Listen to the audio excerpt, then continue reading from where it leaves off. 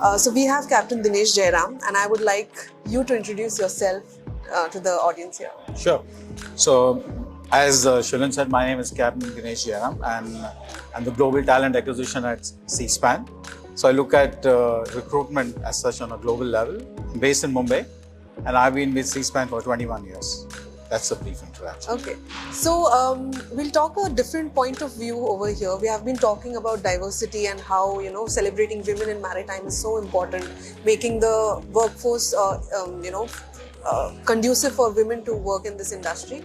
So, what plays in the mind of a talent acquisition manager while recruiting men and women? What are the different KPIs that you look at? Sure. So, as far as recruiting men goes, it's pretty straightforward. We have various job portals where we advertise and the headhunting. So it works that way. It's a niche segment where seafarers are concerned. And but for women, it's very different because it's something very new. There are not many women at sea, as you know. Out of a population of 1.8 million seafarers on the ships, the total number of women seafarers is only 1.2%. And out of that 1.2, 1% is on the passenger ships. So in short, there are very few women there. So one of the things is to attract them. So what we do is we look at meeting young ladies from colleges and offering them sponsorships and letting them know what it is we as a company do to make them comfortable on a ship. Like for example, we have 22 ships where we place only women. Okay. So there are always 2 or more women on the ship. Then we have engagement champions in different parts of the world who they can connect to. We have an app where they can connect to. Then various other initiatives from the company side to make sure the medical side is taken care of.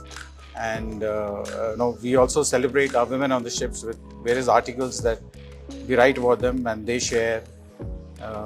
Then there is an app called The Bridge, which is open to everybody, and there's a section in that for women at sea. So all these things that we put together, but mainly it is the comfort level that we give the women because the numbers are very small. So when we have senior officers, especially women who are there on the ships, the younger ones, they are happy to follow in their footsteps and to take it forward. Also, as an initiative, normally when we recruit the male seafarers, they are doing the training in the institutes, and then we go at the end of the campus year and we go and select. But for women, we do something more than that. Right before we put them in the campus, we select them and then we pre-select and put them in the campus. So that way, they should have a placement. So a lot of women otherwise just struggle for placement. And so they don't have a surety that once they finish the training, will they get a job? And how will the company look after them and things like that. And also, it's something for the parents. The parents also worried about their daughters. Some are supportive, most are not. But it is the girls we see who are more focused and want to take up a career at sea, and we're there to support that as a company. So when did this change happen? Suddenly now we are talking about more women in the maritime industry. Of course, there are issues to retain these women in the leadership roles because of various cultural aspects and the societal norms that we have. So when you're recruiting a woman, you are actually challenging the existing norms also at the same time. Correct. So what happens, like, we know that certain activities are done better by women. So is there any particular avenue in the maritime sector where you are actually looking only for women because they can handle it better? So I think if you look at the maritime spectrum, maybe from the logistics scheme, the cargo logistics, that's very ideally suited for women and to find employment. So at sea, it's getting popular now as more and more women join.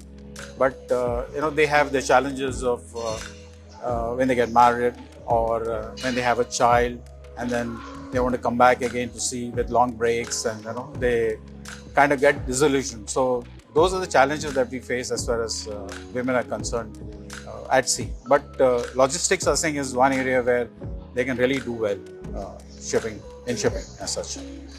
And so at C-SPAN, what are those exact 2 to 3 skills that you look at while you are recruiting women? The actionable skills.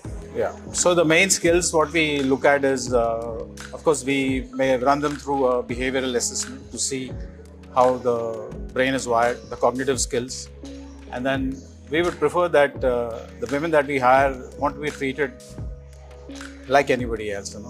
They don't want any special treatment, and they want to grow with the company, and we make them feel secure as a company with harassment, bullying policies, and adhering to all these things. So mainly women are looking at a different, a career rather than a desk job. Somebody who's got a little adventure in them.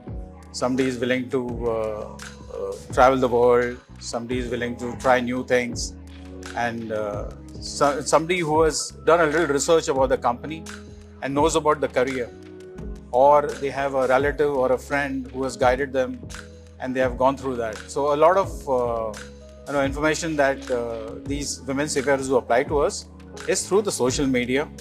So the institutes and associations of shipping, I always keep saying that they have to do much more than what they're doing right now to get the word out. But slowly that's changing. In the past, say 3-4 years, we can see more and more women applying for a career at sea. And we're happy about that. And our boss says that because we recruit about 250 cadets in a year, he says that if those 250 cadets are all girls and they fit the bill, go and hire all of them. So there's no gender parity as such. It is it's gender neutral, and everybody is welcome as long as you fit the bill. And what about fair compensation? Because often we see that men are here to make money and women are here to prove that they can be independent. Yeah. So women lose out on that compensation at the same time. Yeah. So how do you at C-SPAN, navigate these kind of conversations? Sure. But at sea, there is no pay parity. Everybody has similar salaries. We don't differentiate, right? Men having certain salary and women having a certain salary. So if you have certain qualification and rank experience, you're promoted, and the salaries are same. And they are kind of open. They discuss with each other as well. Okay. If there's anything, you can always come back to us. But normally, at sea, this thing does not exist as of now. But ashore, yes, I can hear various. Even recently, if you remember, in Finland, the Prime Minister also was supporting all the other workers because the women are getting 15% less salary than the men. So those things don't happen at sea. So we are across that. Okay, Captain Dinesh, it was really lovely speaking with you. Thank you. Thank you for engaging, and all the best. Thank you.